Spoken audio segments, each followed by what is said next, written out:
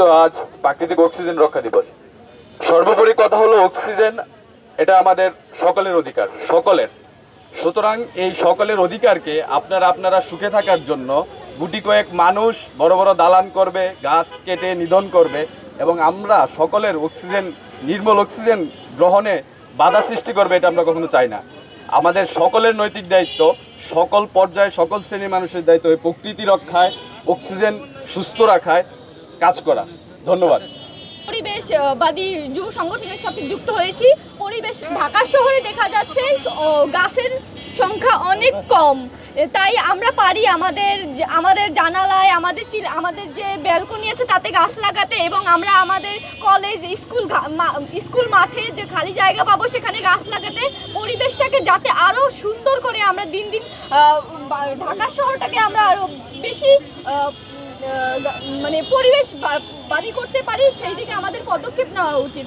আমাদের সকল যুবদের মিলে ভালো ভালো পদক্ষেপ নিতে হবে এবং প্রথমত আমরা এই যে মেট্রো রেলের আশেপাশে যতগুলো খালি জায়গা আছে সেখানে আমরা বিভিন্ন ধরনের ইকো প্ল্যান্ট গাছ লাগাতে পারি, যেগুলো আলো ছায়া ছাড়াও বৃদ্ধি পাবে, যাতে আমাদের যে অক্সিজেনের ঘাটতিটা ওটা পূরণ হবে।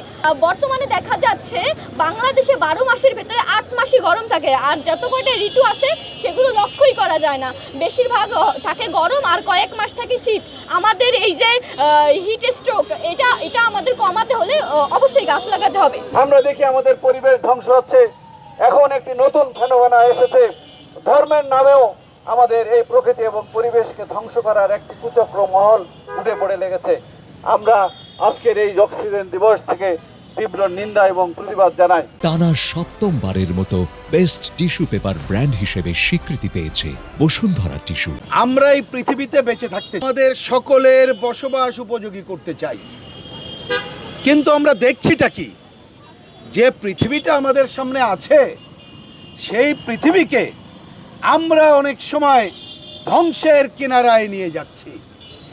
এই ধ্বংসের একটা অন্যতম উপাদান হলো আমরা জানি আমাদেরকে বাঁচতে গেলে অক্সিজেন লাগে, প্রাকৃতিকভাবেই অক্সিজেন পাই, কিন্তু এই প্রাকৃতিকভাবে সৃষ্ট অক্সিজেন ধ্বংস করাই যেন আমাদের এখন অন্যতম কর্তব্য হয়ে দাঁড়িয়েছে। আর এই কাজগুলো করা হচ্ছে তথাকথিত উন্নয়নের নামে। সরকারি খাতায় ছিল ওসমানী উদ্যানে গাছের সংখ্যা 11,000। আমি একটু আমাদের তরুণ বন্ধুদের অনুরোধ করি, আপনার ওসমানী উদ্যানে হেঁটে আসেন, 11,000 গাছ গুনতে তো সময় লাগে, কিন্তু আমার ধারণা এখন গুনতে কোনো সময় লাগবে না, কারণ গাছ কিন্তু খুঁজেই পাবেন না।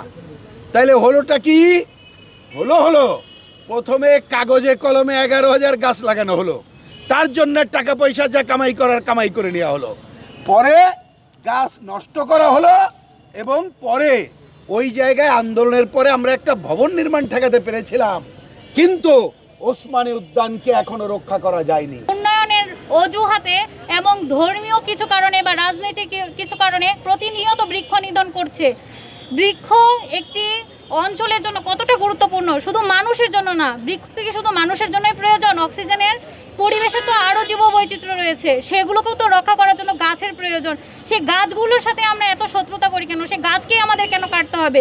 সকালবেলা আজকে নিউজ দেখেই তো মন খারাপ হয়ে গেল, মাদারীপুরে ধর্মীয় কারণে শিরকে রাখা দেওয়ার কারণে একটা গাছ কেটে ফেলা হলো।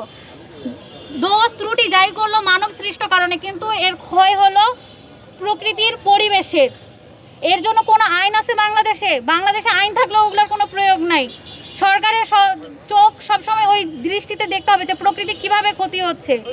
এখনই আমাদের সময়, ভবিষ্যৎ প্রজন্মকে যদি আমরা একটা সুন্দর সবুজ পৃথিবী উপহার দিতে চাই, তাহলে এখন থেকেই আমাদের বৃক্ষরোপণ করতে হবে এবং গাছকে রক্ষার জন্য এগিয়ে আসতে হবে।